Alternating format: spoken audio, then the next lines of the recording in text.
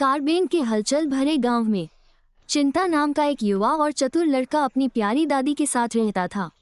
चिंता अपनी बुद्धिमत्ता के साथ साथ अपनी शरारती हरकतों के लिए भी जाना जाता था। वह अक्सर अपने दोस्तों, खासकर अपने भोले भाले दोस्त बबलू के साथ शरारत करता था। एक धूप वाले दिन चिंटू और बबलू बड़े नीम के पेड़ के नीचे आराम कर रहे थे जब उन्होंने प्रसिद्ध मिठाई विक्रेता गोलू काका को अपनी नवीनतम रचना जादुई जाली के बारे में बात करते सुना, जो सपने सच कर सकती है। सपने सच होते हैं, क्या तुमने सुना बबल? चिंटू ने उत्साह से चमकती आंखों से कहा। प्रश्नवाचक चिन्ह। चिंटू के चेहरे पर धूर्त मुस्कान फैल गई। बबलू की कल्पना करो, अंतहीन केक, चॉकलेट और शायद एक दिन के लिए स्कूल भी छोड़ दो। खुजाया चिंटू। उसने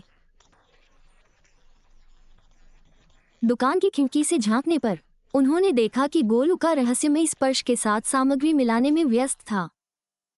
चिंटू, वो चुलबुला छोटा लड़का था। उसने चुपके से अंदर घुसने और लड्डू हथियाने का फैसला किया। आधी रात हुई और चिंता दबे पांव। जैसे ही वो लड्डू छीनने वाला था, एक आवाज ने बीच में ही टोक दिया, म्याऊं, तुम क्या कर रहे हो बच्चे? ये बिल्ला था, बुद्धिमान गांव की बिल्ली। लड्डू चुराने की कोशिश कर रहा था, क्या अब हम हैं? चिंता ने बिल्ली को चुप करा दिया। सुनो बिल्ला, ये एक अच्छे काम के लिए है, बस इस बार मेरी मदद कर दो। ने उत्सुकता से चिंता की मदद करने का फैसला किया, लेकिन चेतावनी दी, याद रखना बेटे, एक कीमत होती है। चिंता ने चेतावनी को नजरअंदाज कर दिया, मैं बाद में इससे निपट लूंगा। हर जादुई बिल्ला।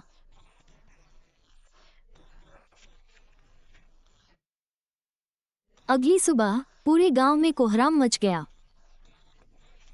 कुछ अजीब नींद के जादू के तहत एक अनिर्धारित ब्रेक लेने का फैसला किया।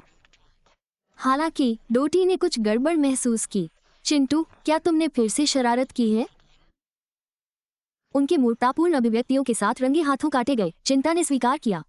हंसते हुए डोडी ने कहा, कभी कभी सपनों को चुराने की जरूरत नहीं होती है, छोटे से। गोलूका ने उदारता से गांव के बच्चों को मिठाई बनाने की कला सिखाने का फैसला किया, जिसमें गैर जादुई जाली भी शामिल है।